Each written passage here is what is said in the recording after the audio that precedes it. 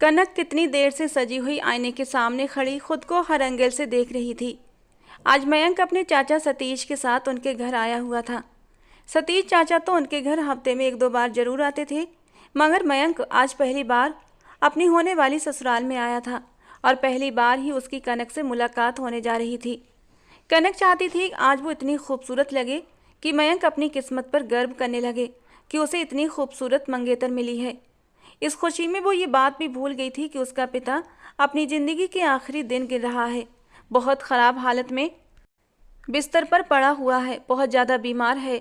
रात तक तो वो अपने पिता के जिंदा बच जाने की दुआएं मांग रही थी, और अब जब पता चला मयंक आया है तो वो सब कुछ भुलाकर उसकी नज़रों में अच्छा दिखने के लिए सजने संवरने लगी। अरे कनक, ये तुम इतनी तैयार क्यों हुई हो? सरिता जी कमरे में आई तो कनक को देखकर बनावटी हैरानी से बोली। ये तो वो भी जानती थी कनक की इस कदर तैयारी की वजह क्या है। कनक उनकी बात पर शर्मा गई। मम्मी, वो मयंक आए हैं ना, आज उनके साथ मेरी पहली मुलाकात है।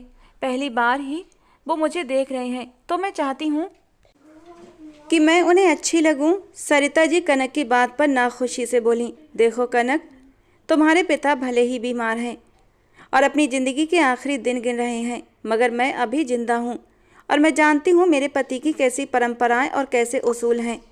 अगर वो होशो हवास में होते तो इस बात को सख्त नापसंद करते, और मैं भी तुम्हें इसकी इजाज़त नहीं दे सकती कि तुम अपने मंगेतर के सामने इस तरह सज संवर कर जाओ और उसे अपने हुस्न के जलवे दिखाकर शादी से पहले ही उसके दिल को काबू करने की कोशिश करो। तुम अपने कमरे में ही रहोगी जब तक मयंक वापस नहीं चला जाता। मैं तुम्हें कमरे से बाहर ना देखूं। सरिता जी अपनी बात कहकर चली गई, जबकि कनक तो हैरान परेशान रह गई। उसकी माँ का रवैया उसे समझ नहीं आ रहा था। वो तो बहुत खुले विचारों वाली औरत थी जिन्हें किसी बात से फर्क नहीं पड़ता था, और अब उन्होंने अचानक कनक पर इतनी सख्त पाबंदी लगा दी। उसका मूड बुरी तरह ऑफ हो गया। मम्मी की भी मुझे कुछ समझ नहीं आती, कभी तो इतनी मेहरबान हो जाती हैं और कभी इतनी सख्त कि मैं खुद सोच में पड़ जाती हूँ कि ये मेरी वही माँ है। फिर शाम तक वो अपने कमरे में ही बंद रही। जब सतीश चाचा जाने लगे तो वो खुद उससे मिलने के लिए उसके कमरे में आए थे। अरे कनक बेटा, कैसी तबीयत है तुम्हारी? तुम्हारी माँ ने बताया कि तुम्हें बुखार हो रहा है, कमजोरी भी महसूस हो रही है। मैंने कहा भी कि डॉक्टर के पास ले चलता हूँ, मगर वो कहने लगी वो तो सुबह ही तुम्हें डॉक्टर के पास लेकर गई थी। डॉक्टर ने तुम्हें दवाई दी है और आराम करने को कहा है, इसीलिए तुम अपने कमरे में हो। चलो अपना अच्छे से ख्याल रखना, किसी चीज़ की ज़रूरत हो तो मुझे बताना। वो उसके सिर पर प्यार से हाथ फेरते हुए बोले तो कनक की आंखों में आंसू आ गए। अगर इस इंसान का सहारा न होता तो हमारा क्या होता? हम तो फुटपाथ पर आ जाते। वो दिल ही दिल में सोचने लगी, भला आजकल के ज़माने में इतने अच्छे लोग कहाँ मिलते हैं। सतीश चाचा और मयंक शाम को वापस चले गए थे। उनके जाने के बाद ही वो कमरे से बाहर आई, मुंह फुलाए हुए। सरिता जी उसके बिगड़े मूड को नोट करती रहीं, फिर प्यार से बोली, माँ बाप कभी अपनी औलाद के लिए गलत नहीं सोचते। मैंने तुम्हारे लिए एक बहुत बेहतरीन फैसला किया है जो तुम्हें अभी समझ नहीं आएगा, इसीलिए मैंने तुम्हें मयंक के सामने नहीं आने दिया। सरिता जी की आंखों की चमक बता रही थी वो कुछ बड़ा करने का प्लान कर रही हैं। कनक उनकी बात पर हैरानी से सिर उठाकर उनकी ओर देखने लगी। कैसा फैसला मम्मी? आप कहना क्या चाहती हैं, खुलकर कहिए। उसे किसी अनहोनी का एहसास हो रहा था। कुछ देर तक सरिता जी बेटी को गौर से देखती रहीं। कनक की खूबसूरती से वो एक बहुत बड़ा बिजनेस करना चाहती थी। वो अपने सारे सपने पूरे करना चाहती थी जो उन्हें अपने पति के साथ रहते कभी पूरे करने का मौका न मिला। लेकिन जब भगवान ने इतनी खूबसूरत बेटी दी है तो उस खूबसूरती का कुछ तो फ़ायदा हो। वो अपने दिल ही दिल में बहुत कुछ सोचे बैठी थी। उन्होंने प्यार से कनक को अपने पास बिठा लिया और उसके हाथों को थामते हुए जो सरिता जी ने कहा उसे सुनकर कनक के पैरों के नीचे से जमीन खिसक गई थी। वो झटके से अपनी जगह से उठकर खड़ी हो गई। मैं और सतीश चाचा? ये कैसे मुमकिन है मम्मी? ऐसा नहीं हो सकता। मयंक मेरा मंगेतर है और मेरी उससे शादी होने वाली है, और आप कह रही हैं मैं उसे छोड़कर उसके चाचा से शादी कर लूं? मगर क्यों मम्मी, आपने ऐसा सोचा भी कैसे? वो तो पापा की उम्र के हैं। सरिता जी ठंडी सांस भरकर बोली, अरे यही तो बात है पगली, मैं तो यही चाहती हूँ कि तू खुश रहे, दौलत में खेले, हंसी खुशी अपनी ज़िंदगी गुजारे। मैं तेरी माँ हूँ, तेरी दुश्मन नहीं। मेरी बात समझने की कोशिश कर। कनक का तो सिर चकराने लगा। माँ की कोई भी बात उसकी समझ में नहीं आ रही थी। मम्मी, अगर दौलत की बात है तो वो सब मयंक का भी तो होगा। उसके चाचा के बाद सब कुछ मयंक का है। उनकी अपनी कोई औलाद नहीं है। फिर आप ये क्यों कह रही हैं? अब सरिता जी अपना सिर पकड़कर बैठ गईं। लड़की, तुझे मैं कैसे समझाऊं? बहुत भोली है तू। देख, अगर तेरी शादी मयंक से होती है तो वो बहुत सख्त मिजाज लड़का है, बहुत गुस्से वाला, जबकि सतीश एक बड़ी उम्र का आदमी है। बड़ी उम्र के मर्द को जब छोटी उम्र की लड़की मिलती है तो वो उसके पाँव धो धोकर पीता है। तू उससे जो भी मनवाना चाहती है वो मनवा सकती है, और हमने तेरी इतनी दूर शादी का फैसला इसीलिए किया था ताकि तू अपने सारे ख्वाब पूरे कर सके, शोहरत और दौलत में खेल सके। मयंक तुझे घर में बंद करके रख देगा, वो ऐसे ही स्वभाव का मालिक है। इन चंद मुलाकातों में ही मैंने उसके स्वभाव को अच्छे से समझ लिया है। जबकि सतीश, वो तो तेरे लिए बेदाम गुलाम की तरह रहेगा। कनक आंखें फाड़े अपनी माँ की बातें सुन रही थी। सरिता जी हल्के से मुस्कुराईं। वैसे भी मैंने कोई कच्ची गोलियां नहीं खेली हैं, हमें तो बस अपना मकसद हासिल करना है। मैं कौन सा तुझे सच में उस बूढ़े के साथ विदा कर दूंगी, बस उसके साथ तुम्हारे फेरे करवाऊंगी, शादी का झांसा दूंगी और फिर बहाना बनाकर किसी न किसी तरह तुम्हारी विदाई रोक लूंगी। धीरे धीरे उसका सारा पैसा हम अपने कब्जे में कर लेंगे और फिर तुझे उससे छुड़वाकर तुझे फिल्मों में काम दिलवाऊंगी। यही तो मैं चाहती हूँ कि मेरी बेटी एक हीरोइन बने, और तू भी तो यही चाहती है ना? बचपन से तुमने भी तो यही सपना देखा है कनक, और ये सपना सतीश के जरिए ही पूरा हो सकता है। अब अगर तुम्हारे हाथ में एक मौका आ रहा है तो इसे गवा क्यों रही हो? अब बात कनक की समझ में भी आने लगी थी। उस वक्त तो वो कुछ भी नहीं बोली, चुपचाप उठकर अपनी माँ के पास से अपने कमरे में आ गई। लेकिन पूरी रात वो यही सोचती रही कि उसे क्या करना चाहिए। माँ की बात मान लेनी चाहिए या अपने उस सपने से हाथ धो लेना चाहिए। मगर अपने सपने से पीछे हटना भी आसान नहीं था। उसने ज़िंदगी से सिर्फ यही तो एक सपना देखा था, दौलत और शोहरत कमाना। जब मेरे पास शोहरत और दौलत सब कुछ होगा तो मयंक जैसे कितने ही लड़के मुझसे शादी करने के लिए तैयार हो जाएंगे। बस मुझे अपना भविष्य संवारना है, अपने बारे में सोचना है। वो एक फैसला करके निश्चिंत हो गई थी, लेकिन उसे पता था ये फैसला उस पर कितना भारी पड़ने वाला है। एक गलत फैसले के चलते वो अपनी पूरी जिंदगी ऐसे दलदल में फंसाने वाली है जहां से निकलने का कोई रास्ता नहीं था। अगली सुबह बहुत भारी थी। उसके पिता सागर का देहांत हो गया था। दुनिया को दिखाने के लिए वो दोनों माँ बेटी उनका गम मनाने लगी। 4 दिन हो चुके थे जब सतीश चाचा ने कहा, अब मैं तुम लोगों को यहाँ अकेला नहीं छोड़ सकता। सागर तो रहा नहीं, तुम्हें मैं किस आश्रय पर यहाँ छोड़ूं? आज से तुम लोग मेरे घर रहोगे। उनका ये कहना था। सरिता जी के तो दिल की मुराद पूरी हो गई। वो तो खुद यही चाहती थी कि किसी तरह सतीश से इस बारे में बात करें, और यहाँ तो उन्होंने खुद ही ये मुद्दा छेड़ दिया। अब अगला कदम था सतीश को कनक से शादी के लिए मनाना। सरिता जी बोली, अभी कुछ दिन हम यहीं रुकते हैं। पड़ोस के लोग और रिश्तेदार तसल्ली देने आ रहे हैं। अगर हमने घर छोड़ दिया तो लोग बातें बनाएंगे। जैसे ही लोगों का आना जाना कम होता है, मैं कनक को लेकर तुम्हारे साथ चल दूंगी। सतीश सरिता जी की बात को समझ गया था और हाँ में सर हिला दिया। कहने लगा, आप ठीक कह रही हैं, अभी कुछ दिन आपको यहीं रुकना चाहिए। लेकिन अब सतीश अक्सर उनके घर पर आने लगा था। पड़ोस के लोग और रिश्तेदार बातें बनाने लगे। पति दुनिया से चला गया और इसे खुली छूट मिल गई। जवान बेटी भी है घर में और एक गैर मर्द को घुसा रखा है। सरिता जी के कानों में भी ये बातें पहुंच रही थीं, लेकिन उन्हें कोई परवाह नहीं थी। उन्हें बस अपने मकसद पर ध्यान देना था। इन्हीं बातों को बढ़ा चढ़ाकर सरिता जी उठते बैठते सतीश के सामने ये बातें दोहराती और ठंडी आहें भरकर रह जाती। अपनी बात कहने के साथ ही बार बार उसे अपने अकेलेपन का एहसास भी कराती। धीरे धीरे सतीश को भी एहसास होने लगा कि मैंने वक्त पर शादी न करके बहुत बड़ी गलती कर दी। वो ठंडी आहें भरकर रह जाता, ये सोचकर कि इस उम्र में उसे कौन अपनी बेटी देगा। एक दिन सरिता जी कहने लगी, सतीश, मैंने एक बात सोची है। वैसे भी मोहल्ले के लोग बातें बना रहे हैं कि आप यहाँ क्यों रह रहे हैं। अगर यहाँ रहने का कोई ठोस कारण मिल जाए तो सबकी जुबानें बंद हो जाएंगी। मेरी बेटी और मैं बदनामी से बच जाएंगे। जब से सागर इस दुनिया से गए हैं मुझे अपनी ज़िंदगी का भरोसा नहीं रहा। सोचती हूँ अगर मुझे कुछ हो गया तो मेरी बेटी का क्या होगा। अब तो मेरे पास कनक के सिवा इस दुनिया में कोई नहीं। कहते हुए उन्होंने आंखों में आंसू भर लिए और गहरी आहें भरकर रोने लगीं। सतीश तो उनके रोने से घबरा गया। अरे बहन, क्यों चिंता करती हैं? हाँ, मयंक की शादी कनक के साथ ही करूँगा, बस उसकी पढ़ाई पूरी हो जाए। वो कहता है जब तक अपने पैरों पर खड़ा नहीं हो जाता तब तक कोई जिम्मेदारी नहीं उठा सकता। तब सरिता जी ने अपना दांव खेला। बस यही तो मेरी परेशानी है। मयंक का भी कोई भविष्य नहीं है, वो अभी पढ़ाई कर रहा है। मेरी बेटी का क्या होगा? लेकिन एक बात मेरे दिमाग में आ रही है, आप कहें तो मैं अपने दिल की बात आपसे कह दूं? सरिता जी ने फील्डिंग बनाई थी। सतीश कहने लगा, हाँ हाँ बहन, क्यों नहीं। आपके दिल में जो भी बात है आप मुझसे कह सकती हैं। और फिर सरिता जी को मौका मिल गया। अगर आप मयंक की जगह खुद कनक से शादी कर लें तो मैं अपनी ज़िंदगी के ये बचे हुए दिन सुकून से जी सकूंगी। और वैसे भी कनक की भी यही इच्छा है। आखिरकार सरिता जी ने अपने दिल की इच्छा जबान पर ला दी। और सरिता जी की ये बात सुनकर सतीश अवाक रह गया। उसे यकीन नहीं हो रहा था कि जो उसने सुना वो सच था। उसके चेहरे पर फैली हैरानी और असमंजस को देख सरिता जी और भी जोर से रोने लगीं। मेरी बेटी अकेली है, उसके सर से बाप का साया भी उठ गया है।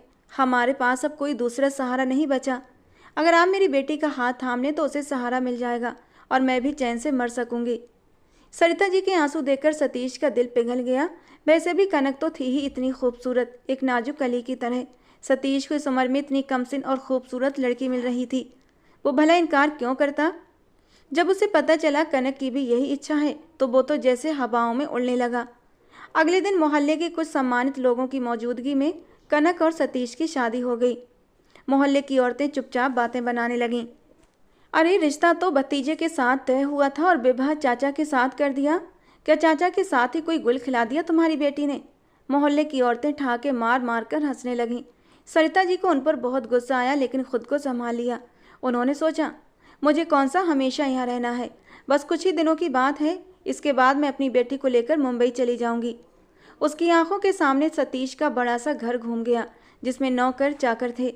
उसकी बेटी वहाँ किसी रानी की तरह रहती, नौकरों पर हुक्म चलाती और फिर वो अपना पुराना सपना भी पूरा कर सकती थी अपनी बेटी को हीरोइन बनाने का सपना।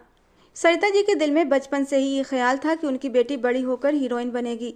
घर में सरिता जी के पिताजी फिल्मों के बहुत शौकीन थे। उनकी माँ भी शौक से उनके साथ फिल्में देखती थीं।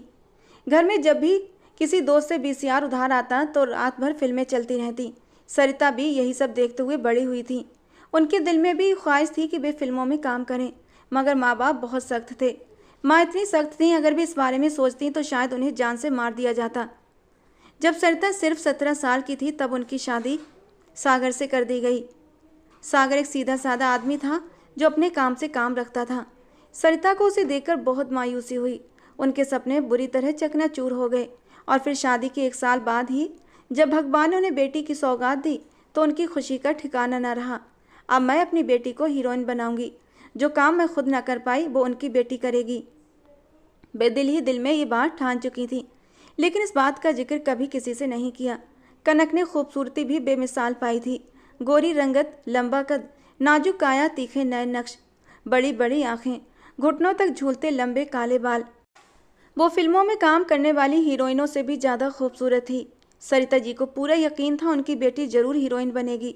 उन्होंने बचपन से ही कनक के दिमाग में ये बात बिठा दी थी। कुछ इस तरह से उसकी परवरिश की थी कि वो अपने पिता से तो कोई बात न करती मगर माँ से कुछ भी नहीं छिपाती। सरिता जी ने उसे 10वीं तक स्कूल में पढ़ाया, आगे भी पढ़ाने की इच्छा थी, लेकिन यहाँ पर सागर आड़े आ गया। मैं बेटियों की ज़्यादा शिक्षा के पक्ष में नहीं हूँ, ये उनकी शर्मो हया छीन लेती है। अब इसे घर पर ही बिठाओ।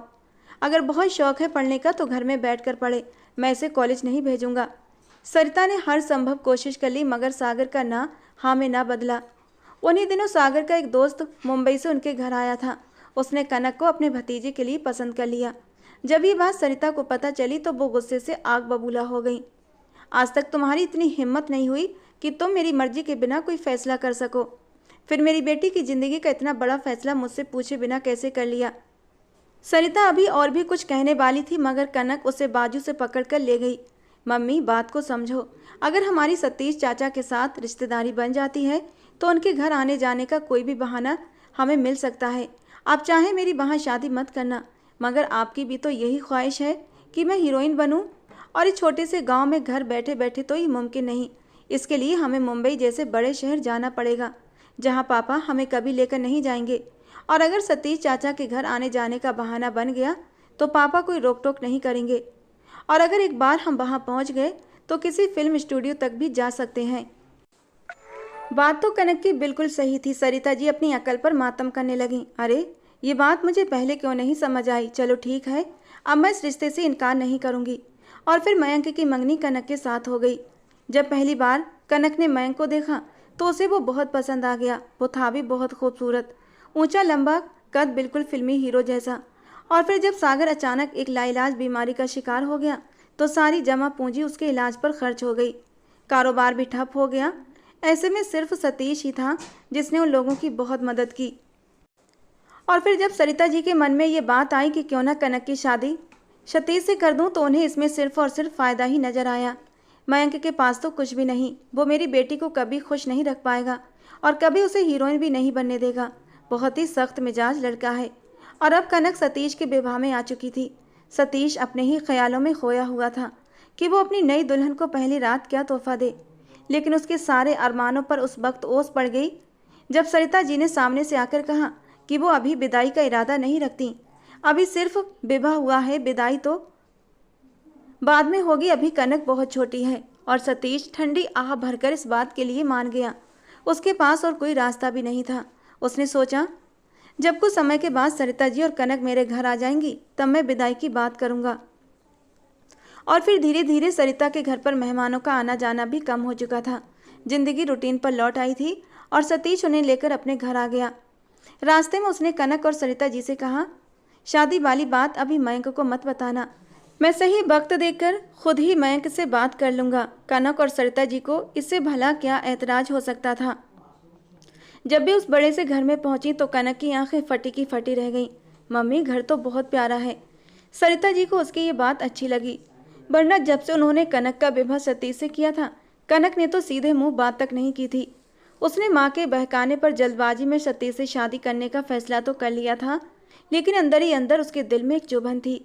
जो फीलिंग्स मयंक के लिए उसके दिल में थी, वो सतीश के लिए किसी भी तौर मुमकिन नहीं हो पा रही थी। और यही जलन और कुड़न वो अपनी माँ से बात न करके निकाल रही थी। कभी कभी गुस्से से वो अपनी माँ से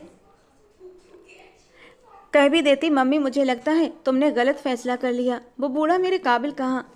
जब सतीश उसे प्यार जताने की कोशिश करता, उसके लिए महंगे महंगे तोहफे लेकर आता, तो कनक को उस पर बहुत गुस्सा आता और फिर सरिता जी को ही उसका बिगड़ा मूड झेलना पड़ता।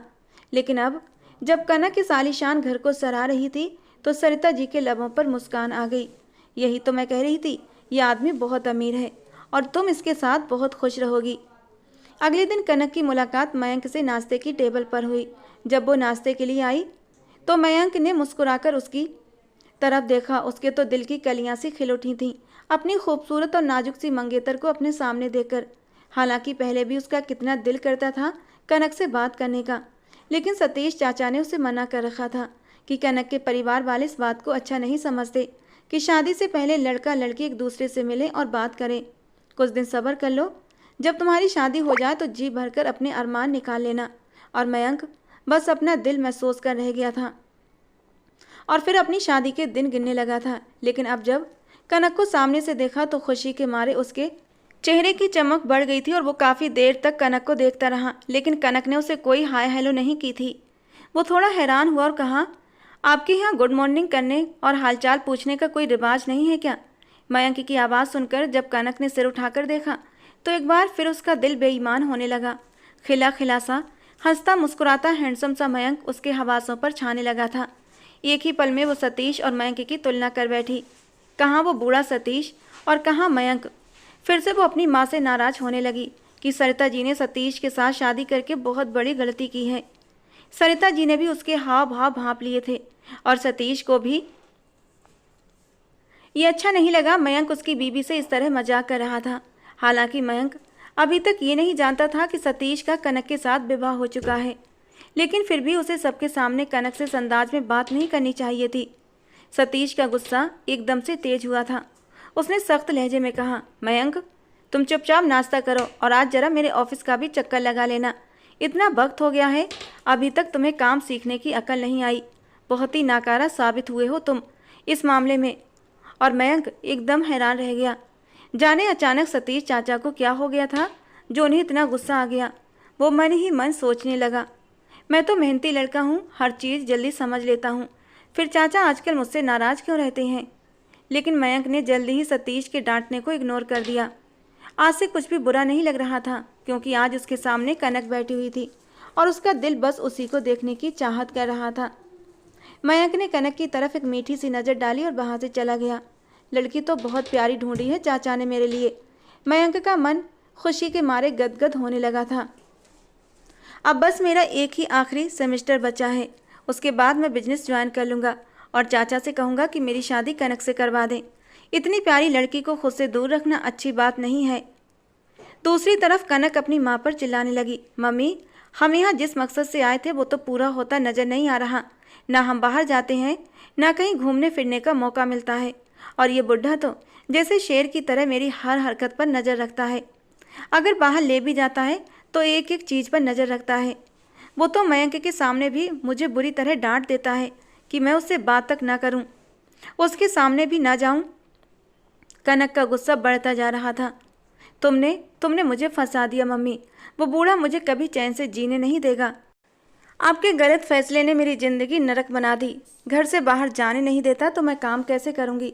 कनक तो रोने को थी। सरिता जी ने उसकी ओर देखा और ठंडे लहजे में बोली, अरे परेशान क्यों होती हो, तुम्हारी माँ भी जिंदा है, देख लूँगी मैं इस आदमी को।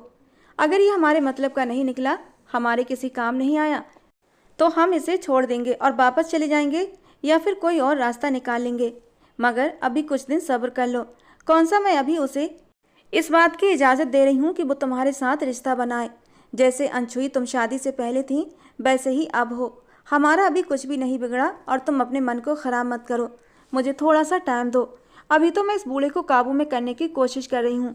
और तुम एक काम क्यों नहीं करती, इससे प्यार से बात करो। इसे समझाओ कि अब तो मैंने यहीं रहना है, तो मुझे यहाँ के लोगों में उठने बैठने दो, यहाँ के तौर तरीके सीखूँ, ये पता चले कि बड़े शहर में लोग कैसे रहते हैं।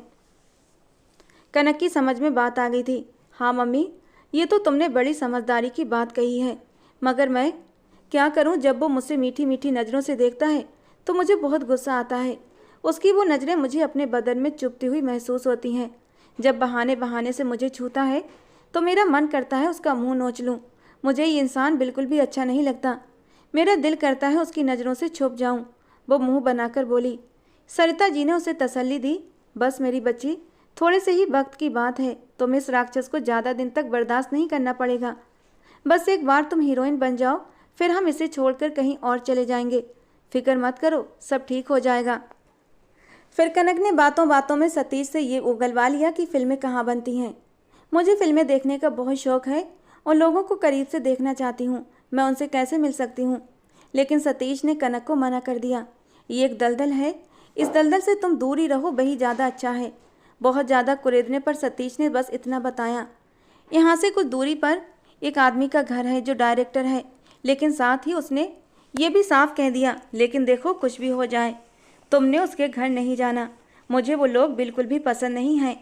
अगर मेलजोल बढ़ाना इतना ही शौक़ है तुम्हें तो आसपास के घरों में जाया करो, मगर तुम उस सफ़ेद कोठी में नहीं जाओगी जहाँ वो हरीश गिद्ध रहता है। सतीश को क्या पता था कि उसने अपने ही पैर पर कुल्हाड़ी मार ली है।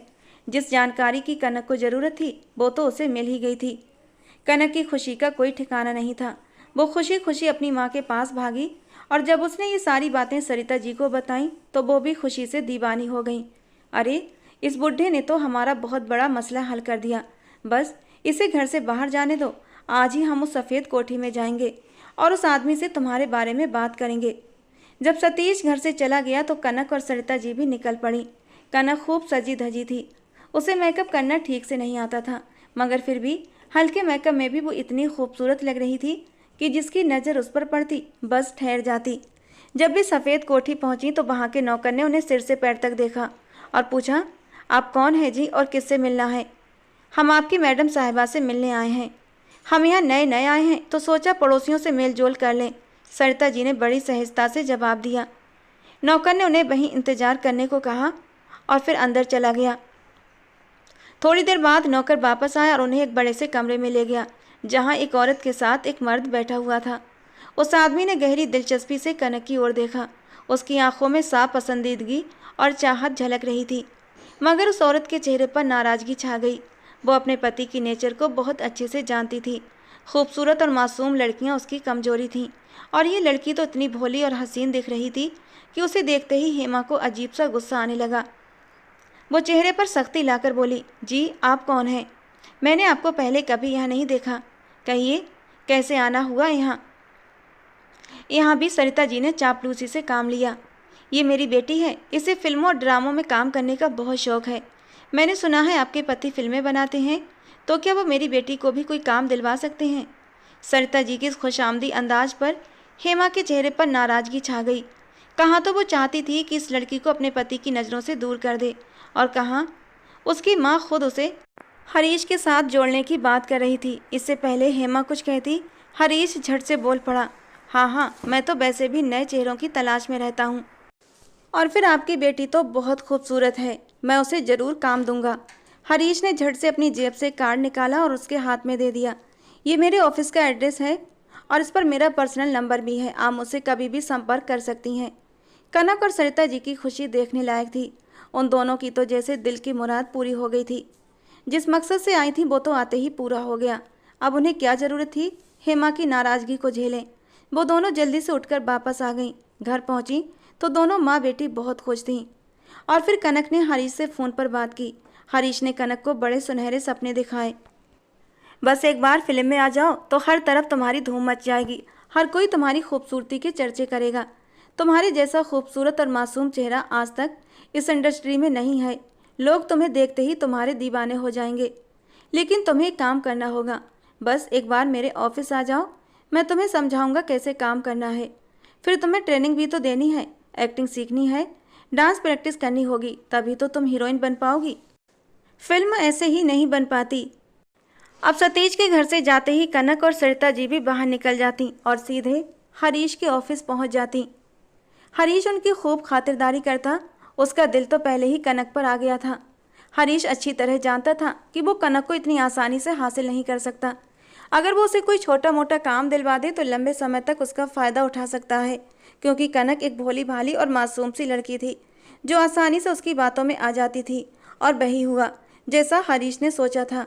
कनक ने काम के लालच में उसकी हर बात माननी शुरू कर दी। हरीश ने उसे बड़े बड़े सपने दिखाए। मैं तुम्हारा भविष्य संवार दूंगा, तुम सबसे बड़ी हीरोइन बनोगी। सरिता जी तो खुशी से फूली नहीं समा रही थी। अब तो कनक के उठने बैठने बोलने चालने में भी स्पष्ट बदलाव आ चुका था। हरीश की चालें रंग लाने लगी थीं। दूसरी ओर सतीश को भी इन दोनों के बदले हुए रूटीन पर शक होने लगा था। मयंक जब भी घर आता तो सरिता जी और कनक उसे घर पर नहीं मिलती थीं। अभी तक मयंक इस बात से अनजान था कि कनक पहले ही सतीश के विवाह में आ चुकी है। वो तो उसे अपनी मंगेतर समझ रहा था और इसीलिए उस पर अपना हक जताने की कोशिश करता। वो हमेशा बहाने ढूंढता कि कनक से बात कर सके, मगर कनक तो जैसे उसके हाथ ही नहीं आ रही थी। वो हमेशा उसे बचने की कोशिश करती। अब तो मयंक उसकी आवाज़ तक सुनने को तरसने लगा था। खाने की मेज़ पर ही उनकी मुलाकात होती। थोड़ी देर कनक वहाँ बैठती और फिर अपने कमरे में चली जाती। बल्कि अब तो वो ज़्यादातर खाना भी अपने कमरे में ही खाने लगी थी। मयंक को कनक में बड़ा बदलाव नजर आने लगा। उसने नए फैशनेबल अंदाज में बाल कटवा लिए थे। कपड़े भी अब नए ट्रेंड के हिसाब से पहनने लगी थी। लेकिन ये बदलाव मयंक को भी अच्छा लग रहा था, क्योंकि कनक की खूबसूरती पहले से भी निखरने लगी थी। वो अक्सर अपने आसपास की लड़कियों को स्टाइलिश अंदाज में देखता तो सोचता, काश कनक भी ऐसी होती। फिर खुद को ये कहकर तसल्ली देता, शादी के बाद मैं उसे पूरी तरह बदल दूंगा। मगर न जाने कैसे कनक को मयंक की सोच का एहसास हो गया था, और ये सोचकर ही मयंक अंदर ही अंदर खुश हो रहा था कि बिना कुछ कहे कनक उसकी पसंद में ढलने लगी थी। उसने खुद को बदलना शुरू कर दिया और ये बदलाव मयंक को बेहद खुश कर रहा था। लेकिन सतीश को ये सब खटकने लगा। घर के नौकर भी अब उसे रोज़ इशारों इशारों में बताने लगे थे कि इन माँ बेटी पर नज़र रखें, क्योंकि ये दोनों कोई ना कोई गुल जरूर खिला रही हैं। उधर सतीश कनक को पाने के लिए बुरी तरह बेचैन हो रहा था। कनक के नाजुक वजूद की नरमी उसे रातों को चैन से सोने नहीं देती थी। लेकिन सरिता जी किसी भी तौर उसके काबू में नहीं आ रही थीं। जब भी वो विदाई की बात करता तो वो साफ मना कर देती, ये कहकर कि कनक अभी छोटी है, उसे 1 साल का टाइम और दो। और सतीश दिल महसूस कर रह जाता। वो ज़बरदस्ती भी नहीं करना चाहता था। लेकिन अब इन दोनों माँ बेटी की हरकतों ने उसे शक में डाल दिया था। सतीश ने ठान लिया था कि वो इनका पीछा करके ही रहेगा, पता लगाएगा कि ये दोनों आखिर कहाँ जाती हैं और करती क्या हैं। और फिर एक दिन उसने कार निकाली और सड़क के किनारे एक ऐसी जगह खड़ी कर दी जहाँ से वो सबको देख सकता था, मगर उसे कोई नहीं। सतीश की नज़र अपने घर की तरफ थी। उसका दिल कह रहा था कि जो वो सोच रहा है वो सब सच ना हो।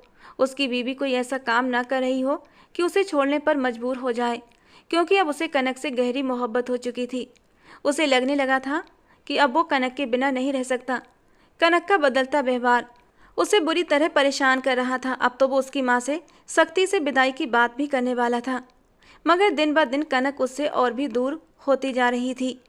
सरिता जी भी बहाने पे बहाने बनाने लगी थी। अभी तो वो बहुत छोटी है, तो कभी कहती अभी वो अपने पिता के गम से बाहर नहीं आई और तुम शादी की बात कर रहे हो, और पहले मयंक को तो इस बारे में बता दो।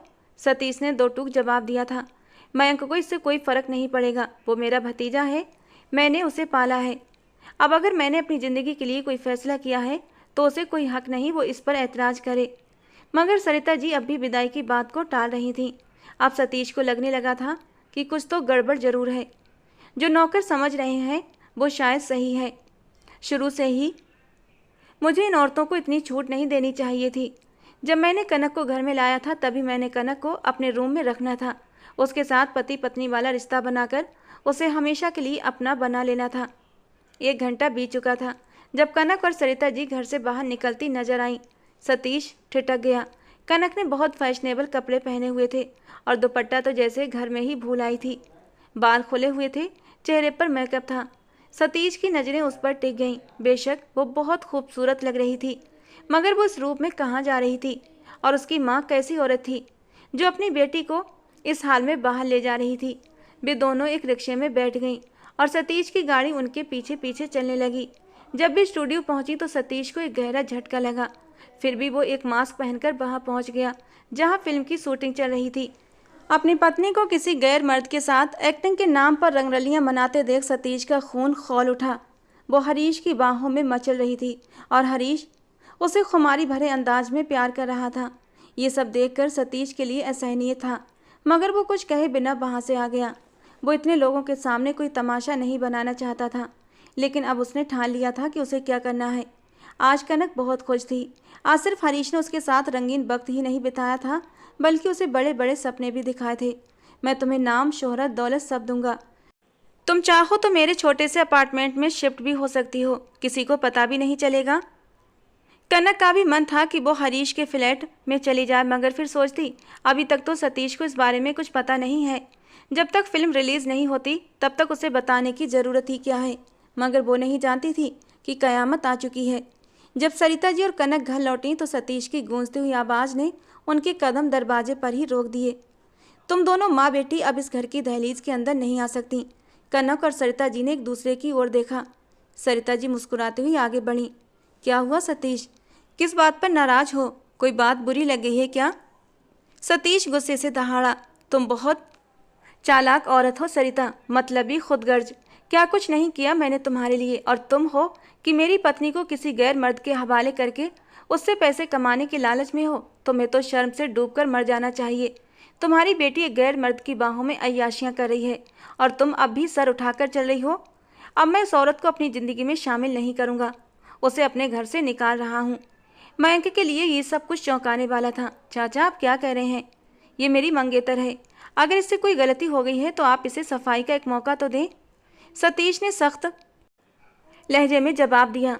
इससे कोई गलती नहीं हुई है, ये गुनाह कर रही है, और ये तुम्हारी मंगेतर नहीं है बल्कि मेरी बीवी है। मैंने इससे शादी की थी और अब मैं इसे तलाक भी दे रहा हूँ।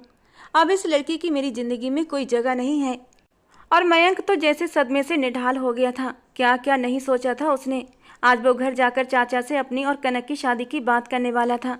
उसकी पढ़ाई भी पूरी हो चुकी थी और बिजनेस की भी अच्छी समझ आ गई थी, लेकिन यहाँ तो कुछ और ही कहानी सुनने को मिल रही थी। सतीश ने कनक को दरवाजे पर ही खड़े खड़े तलाक के पेपर उसके मुंह पर मार दिए और उसे घर के अंदर आने तक का और उसे सामान उठाने तक की इजाज़त नहीं दी। नौकरों से कहकर सारा सामान सड़क पर ही फेंकवा दिया। कनक बुरी तरह रोने लगी। मम्मी, ये सब कुछ ऐसे नहीं होना चाहिए था, ये बहुत बुरा हुआ। सरिता जी ने उसे दिलासा दिया। सब्र करो मेरी बच्ची, जो कुछ इस बूढ़े ने हमारे साथ किया है उसे इसकी सज़ा ज़रूर मिलेगी। और इसमें गलत ही क्या है? बहुत सारी लड़कियां फिल्मों और ड्रामों में काम करती हैं, तो क्या वे सब गलत होती हैं? अच्छा हुआ इसने खुद ही तुम्हारी जान छोड़ दी। चलो अब हरीश के फ्लैट पर चलते हैं। जब कनक ने हरीश को फ़ोन पर सारी बात बताई तो वो खुशी से झूम उठा। यही तो वो चाहता था कि कनक किसी भी तरह उस बूढ़े से पीछा छुड़ाकर हमेशा के लिए उसके जाल में फंस जाए। अब उसका मकसद पूरा हो गया था। कनक हरीश के फ्लैट में उसकी बनकर रहने लगी। सरिता जी ये सब अपनी आंखों से देखती और दिल ही दिल में कुढ़ती रहती। कई बार उन्होंने हरीश से कहा भी कि वो कनक से शादी कर ले, मगर हमेशा हरीश उसकी बात को हंसी में उड़ा देता। वो दिल ही दिल में सोचता, जो चीज़ मुफ्त में मिल जाए उसे पाने के लिए इस जिम्मेदारी का तोग गले में डालने की क्या ज़रूरत है। सरिता जी तिलमिलाने के सिवा और कर भी क्या सकती थी। दिल ही दिल में सोचती, जब कनक की फिल्म रिलीज़ हो जाएगी, जब उसके पास शोहरत और पैसा आ जाएगा, तो वो उसे लेकर यहाँ से कहीं और शिफ्ट हो जाएंगी। वो कनक को भी इस बात की सलाह देती कि वो बाकी डायरेक्टरों और प्रोड्यूसरों से संपर्क करने की कोशिश करे। कनक भी हरीश की वजह से अब झुंझलाने लगी थी।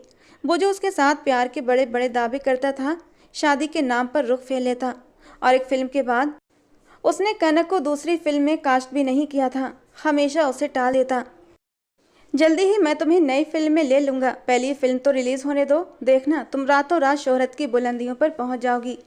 हरीश ने सरिता जी को नशे की दवाइयाँ देना शुरू कर दी, क्योंकि जब जब हरीश कनक के करीब जाता तो सरिता जी बहाने बहाने से उसे अपने पास बुला लेती थी।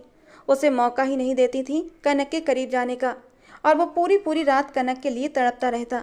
फिर उसे यही हल नजर आया कि सरिता को नींद की गोलियां देकर कनक के साथ रातें गुजारी जाएं। इससे उनकी मानसिक हालत धीरे धीरे कमज़ोर होती चली गई। इधर कनक अपनी ज़िंदगी में इतनी उलझी हुई थी कि उसे अंदाज़ा नहीं था हरीश उसकी माँ के साथ क्या कर रहा है। और फिर जब एक दिन हरीश ने सरिता जी को नशे की अधिक मात्रा दे दी, तो वो तो जैसे आधी पागल हो गई। अब अगर उन्हें नशा नहीं मिलता तो वो बर्तन उठा उठा कर फेंकने लगती, दूसरों पर हमला कर देती। कनक हैरान थी कि उसकी माँ को क्या हो गया है। हरीश ने साफ कह दिया, तुम्हारी माँ पागल हो चुकी है, इसे किसी पागल खाने में भर्ती कर दो। मगर कनक के दिल में अपनी माँ के लिए अब भी प्यार था, वो उन्हें खुद से दूर करने को तैयार नहीं थी। हरीश भी अब तंग आ चुका था, ये बुढ़िया तो जान का रोग बन गई है। आजकल हरीश के जाल में एक नई लड़की फंस गई थी, अब तो उसका कनक से भी दिल भर चुका था। वो सोचने लगा ऐसा कौन सा तरीका निकाले जिससे वो कनक को इस फ्लैट से बाहर करे और उस नई लड़की को उसकी जगह रखे। फिर कनक की फिल्म भी रिलीज़ हो गई, लेकिन फिल्म बुरी तरह फ्लॉप हो गई थी। कनक बेशक बहुत खूबसूरत थी, मगर उसकी एक्टिंग में जान नहीं थी और ना ही वो डांस में माहिर थी। फिल्म में कई खामियां थीं जिनकी वजह से वो पूरी तरह फ्लॉप हो गई और कनक का दिल बुरी तरह टूट गया था। और फिर जब हरीश ने भी साफ कह दिया कि अब मैं तुम्हें और फिल्म में काम नहीं दे सकता, तुम्हारी वजह से मेरी फिल्म फ्लॉप हो गई, तब वो गुस्से में उसका फ्लैट छोड़कर चली गई और किराए पर एक जगह रहने लगी। उसे लगता था हरीश उसकी मोहब्बत के जाल में फंस चुका है, उसकी खूबसूरती का दीवाना हो गया है, उसे मनाने उसे लेने जरूर आएगा। लेकिन ये उसकी गलतफहमी साबित हुई। उसने अपनी माँ का इलाज करवाने की बहुत कोशिश की, मगर सरिता जी की मानसिक हालत इतनी बिगड़ चुकी थी कि वो ठीक नहीं हो सकी। अब कनक फिल्म रिलीज़ होने के बाद बहुत से लोगों की नज़रों में आ चुकी थी। कभी उसे किसी फिल्म में छोटा मोटा रोल भी दे दिया जाता, किसी ड्रामे में, तो कभी किसी पार्टी में डांस के लिए बुला लिया जाता। अब वो धीरे धीरे मशहूर होती जा रही थी, पैसे भी कमाने लगी, काम भी मिलने लगा, मगर अंदर से वो पूरी तरह खाली हो चुकी थी।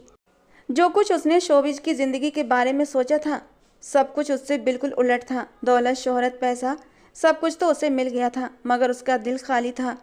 मर्द उसे बस एक इस्तेमाल की चीज़ समझते, इस्तेमाल करते और फिर छोड़ देते, जबकि वो तो बस सच्ची मोहब्बत की तलाश में पागल हो गई थी। ऐसे में उसे मयंक की यादें बुरी तरह सताने लगतीं। उसकी प्यार भरी आंखें, उसका मोहब्बत भरा स्पर्श, और जब मयंक को सच्चाई पता चली थी, तब उसकी आंखों का दर्द और उन दर्द भरी आंखों से बहते आंसू, वो सब कुछ याद आता था तो उसकी आंखें भीग जातीं। और फिर एक दिन जब उसने शॉपिंग मॉल में मयंक को एक लड़की के साथ हंसते मुस्कुराते देखा, तो उसका दिल जैसे खून के आंसू रोने लगा। मयंक उसे भूलकर अपनी ज़िंदगी में आगे बढ़ चुका था, और भला वो उसके लिए अपनी ज़िंदगी बर्बाद भी क्यों करता। वो आंसू पोंछते हुए वहाँ से हट गई। मैंने उसे दिया ही क्या था, जो वो मेरे लिए मोहब्बत का रोग लगाकर बैठ जाता। उसके दिल में एक कसक उठी, अगर उस दिन वो गलत फैसला ना करती, उस लड़की की जगह वो खुद भी हो सकती थी। उसकी गोद में भी एक प्यारा सा बच्चा होता, और मयंक उसे भी उतनी ही मोहब्बत से देखता जितना अभी अपनी बीबी को देख रहा था। उसे भी अपनी सुरक्षा के घेरे में रखता कि किसी मर्द की गंदी नज़र उस पर न पड़ती, जैसे कि अपनी बीबी को अपनी सुरक्षा के घेरे में रखे हुए था। मयंक की भी कनक पर नज़र पड़ चुकी थी। एक पल के लिए वो ठिठक गया, फिर चेहरे का रुख फेर लिया और अपनी बीबी का हाथ पकड़कर वहाँ से चला गया। जाते जाते भी उसने कनक पर एक नफरत भरी नज़र डाली थी, जो उसके पूरे वजूद में जैसे चिंगारियाँ भड़का गई। अब कनक को शोबिज में काम करते हुए पूरे 10 साल हो चुके थे। 18 साल की उम्र में उसने काम करना शुरू किया था और अब वो 28 साल की हो चुकी थी। उसे सब कुछ मिल गया था जिसकी उसे ख्वाहिश थी, मगर फिर भी उसका दिल उदास था। उसे लगता था वो खाली हाथ रह गई है। सरिता जी भी इस दुनिया से जा चुकी थीं। अब उसके पास कोई भी अपना खून का रिश्ता नहीं था। बस मुस्कुराते चेहरों के पीछे छुपे खुदगर्ज लोग थे, जो उसे अपने मतलब के लिए इस्तेमाल करते और फिर अपना रास्ता अलग कर लेते। अब वो भी इसी जिंदगी की आदी हो चुकी थी। कई बार उसका दिल करता कि शादी कर ले, मगर फिर ये सोचकर इस ख्याल को झटक देती कि अब कोई मर्द उसे कभी पसंद नहीं करेगा। लेकिन रातों की तन्हाई उसे काट खाने को दौड़ती थी। दिन तो भाग दौड़ में गुजर जाता, लेकिन रातें गुजारना उसके लिए मुश्किल हो गया था। उसे एक सच्चे साथी की ज़रूरत महसूस होती थी, जिसे अपने दिल का दर्द बांट सके, जिसके कंधे पर सर रखकर वो आंसू बहा सके, जो गलतियां की थी उन्हें पछतावे की सूरत में बाहर निकाल सके। लेकिन उसका कोई अपना ऐसा साथी नहीं था। कनक अब शोबिज की चमक धमक से बहुत ज़्यादा थक चुकी थी। 10 साल से वो इस दुनिया का हिस्सा थी, लेकिन जितना नाम कमाया उतनी ही तन्हाई भी उसके हिस्से में आई। लोग उसे पहचानते थे, उसकी खूबसूरती की तारीफ करते थे, लेकिन कोई ऐसा नहीं था जो उसके दिल को समझ सके। उसके पास दौलत, शोहरत, ऐशो आराम सब कुछ था, मगर वो अंदर से एकदम खाली हो चुकी थी। एक दिन एक पार्टी के बाद जब वो अपने घर लौटी तो आईने में खुद को देखकर उसके अंदर एक अजीब सा खालीपन महसूस हुआ। उसे अपने ही चेहरे को गौर से देखने लगी। वो वही कनक थी जो कभी सपनों से भरी हुई थी, लेकिन अब उसकी आंखों में वो चमक नहीं रही थी। उसने धीरे धीरे अपना मेकअप साफ किया और बिना मेकअप में देखकर वो खुद के प्रतिबिंब को देखकर डर चुकी थी। बेरौनक चेहरा, गोरी सफ़ेद रंगत। अब गोरी सफ़ेद तो जरूर थी, लेकिन अब उसमें वो चमक नहीं थी। बड़ी बड़ी काली आंखों की चमक भी धुंधलाने लगी थी। गुलाबी होंठ सुर्खी लगाते लगाते काले पड़ चुके थे। पता नहीं क्यों 2 आंसू टूटकर उसकी आंखों से गिरे थे।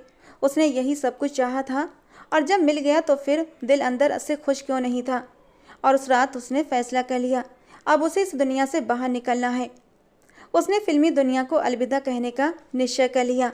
अगले ही दिन उसने सोशल मीडिया पर एक पोस्ट लिखी, मैंने इस इंडस्ट्री में बहुत कुछ सीखा, बहुत कुछ पाया, लेकिन अब मैं खुद को फिर से तलाशना चाहती हूँ। मैं अब इस चकाचौंध से दूर अपनी ज़िंदगी के नए सफ़र की ओर बढ़ रही हूँ। लोगों को ये खबर सुनकर बहुत आश्चर्य हुआ, मगर कनक अब किसी की परवाह नहीं कर रही थी। उसने अपना घर बेच दिया और एक शांत पहाड़ी इलाके में रहने चली गई, जहाँ उसे सुकून मिले। पहाड़ी इलाके में आकर उसने एक छोटा सा कैफ़े खोला, जहाँ वो अपनी मनपसंद कॉफ़ी बनाती और वहाँ के स्थानीय लोगों को पिलाती और उनसे बातें भी करती। वहाँ का माहौल बिल्कुल अलग था। न कैमरे थे, न नकली मुस्कानें, सिर्फ सच्चे लोग और उनकी असली कहानियाँ। यहीं उसकी मुलाकात अर्जुन से हुई। अर्जुन एक लेखक था जो शहरी जीवन से दूर अपनी किताब पर काम कर रहा था। पहली बार जब उसने कनक को देखा तो उसे यकीन न हुआ कि ये वही प्रसिद्ध अभिनेत्री है जिसे लोग एक समय पर देवी की तरह पूजते थे। मगर कनक ने खुद को पूरी तरह बदल लिया था।